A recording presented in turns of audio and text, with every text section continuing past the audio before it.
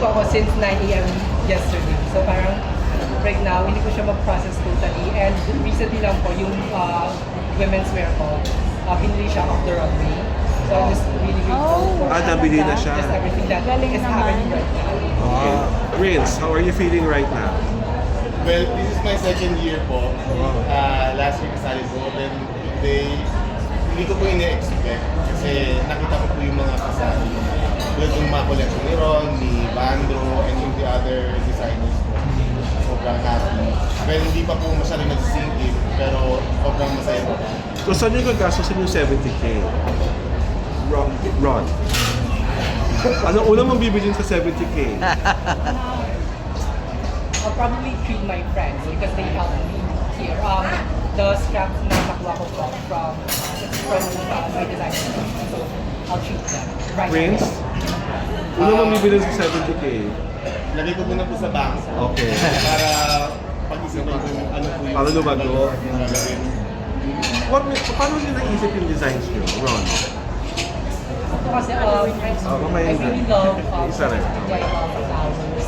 So yung design ko po is the duality of life and the things that I see around. So the light and dark, the skyscrapers and the ground, and like what I mentioned po kanina, the title of my collection is Gloria to Come. So it means going beyond the boundaries and despite yung mga just the boundaries of life. And Prince, tapos yung isang design. What's your name po is Vander po. Vandro. Lukutan po is pockets. Old word po siya ng hidden pockets. Then, I love weave. So, kung makikita niyo po sa pants and sa Oh, ang skirt, may ganda. mga weaves po siya. Doon ko po kinuha at binis yung design ko. Yes, sir. Vandro. Yes po. Ano po yung question? Yung inspiration nyo daw. Tsaka kung Inspiration. saan gagamitin yung 70,000.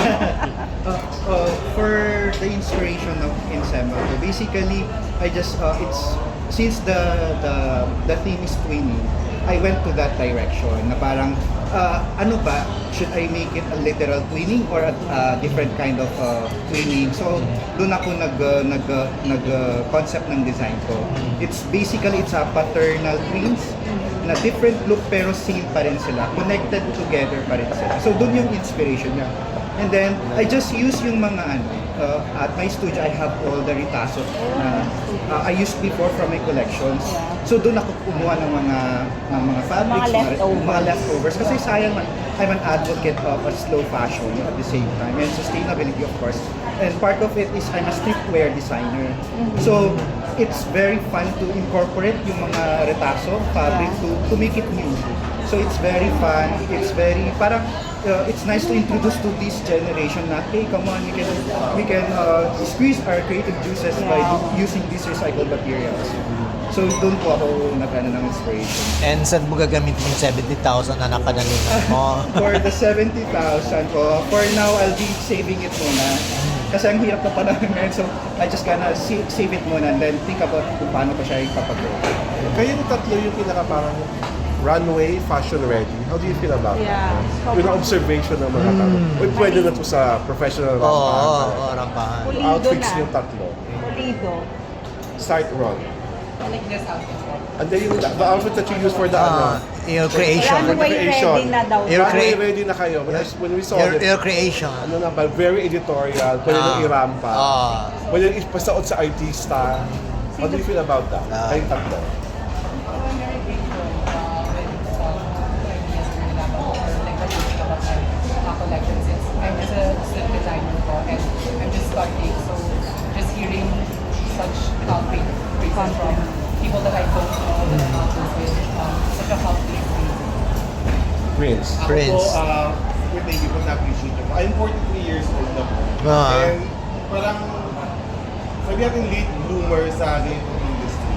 Pero at least po, napapakita ko po na at least na kahit sa age ko na medyo nandun na tayo sa Mid-age. is pwede pa rin mag-start to share kung ano man yung mga naging tulong yung things. Bandro?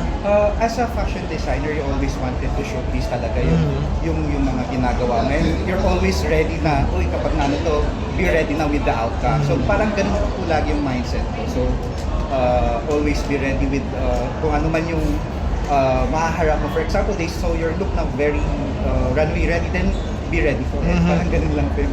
Like Since nakapasok na kayo dito, ako may celebrity kayong gustong dabitan. Gustong damitan. Sino sila? Babae, lalaki. O Sa babae, sa lalaki. oo. From Nasa palagay niyo bagay sa inyo. bagay sa Creation niyo. fashion aesthetics. Aesthetics You can niyo. only think of sponsors and that's the news. Ano din booster? Wow! Wins. Ako po siguro yung Mulak Twins or Okay. Villarreal. Wow. Okay. Oh, twins. Twinning talaga. For me, I love Anne, Curtis, and Wow. Art. Art. That's the top. Good choice. Good choices. Tapos doon sa pagpananahin nyo, sino yung nagturo? Or was it self-taught? Or inaral nyo talaga? Nag-aaral ba kayo ng Magulang nyo ba fashion yung schools o nagturo ano yan? ng gano'n? When I got in my fashion season, Oh, fashion. yes, I'm doing technology. So, pero like, parang when I was young, kasi nakakaya ng dami ng Barbie dolls. Fashion. Very early as a boy, especially Ako po, yung business po namin is gumagawa po kami ng pet gowns. So, nagpadala po ako, nag-export po ako ng pet clothes sa New York. Umatindi po kami ng New York Pet Fashion Week. Then, na-feature na rin po kami sa New York Times. Then, Wow. doon po ako nag-start matutong mag-tahe. Siguro self-taught, hindi naman ako nakapagtao. Kung paano po yung fashion design. More on self-taught. I'm proud to say na I'm from Fashion Institute of the Philippines. Wow. I learned a lot from them. Did you imagine na kayong tatlo ang mananalo? Na kayong tatawan? Oo. Hindi po. Why Queens? Ah. Hindi mo imagine na ikaw sa mga mananalo? Hindi ko po na-imagine na ako po yung isa sa mga ano. Pero I am hoping, since yesterday pa, nagsimba pa po ako. Para hindi lang masakit if ever hindi ako tawagin. Oh. Pero kasi nakita ko po, rehearsals pala, yung mga designs, yung mga sketch. So, sabi ko, 10 lang kami. So, lahat to hindi Magpapatalbo. magpapatalo. Oo. Ron, did you imagine na saka sa top 3? Opo, hindi ako makapaniwala kasi parang early year po. 7 a.m. yung program na po ako hanggang before the judging. So, nakasiyan ako ng dalawang sewing machine, portable venue. So, but you know, I'm just grateful to some friends ko kasi sinayang nila ako and really helped me. Bandro? Of course, at the back of your mind, parang yes, I'm a winner. Pero seeing every creations kasi ng mga designers din, so makakabahan ka kasi all of them are good. Oh my God, may kanya-kanyang strength ng bawat isa. So, sabi ko, Lord, bahala na po kayo. Para may intrigue na, who do you think was the worst designer to do? Let's be like Project Runway. Who was in and who was really out for your choice? Without even... Subscribe ko na. sa mga kalaban nyo, who do you think was the worst? Grabe yun. Thank you po. No comment na lang. Siguro magkakaiba lang po kami ng ang taste. pula. Wow. Gusto ko yan. Meron bang worst? When it comes to design naman, may kanya-kanyang perspective talaga, so I cannot judge them. Okay.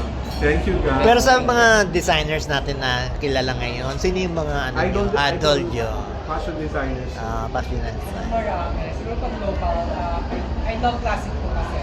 Classic siguro. I love Vanna Mall. Oh, okay. But I also love how elevated Brett's Vegas designs are. And sa ano naman po, like international is kapag Wow. Siguro po ako, madalas Local. po kasi ang reference ko sa mga dog clothes na ginagawa is Michael Cid. Kasi mas gusto nila yung sparkly, Filipina, gems, yung stuff. So, siya po talaga yung mostly na hindi mo ginagaya, yung hinahangaan ko with regards sa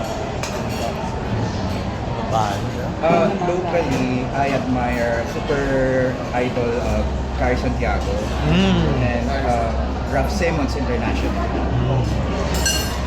Choices. Thank you. Thank you. Salamat.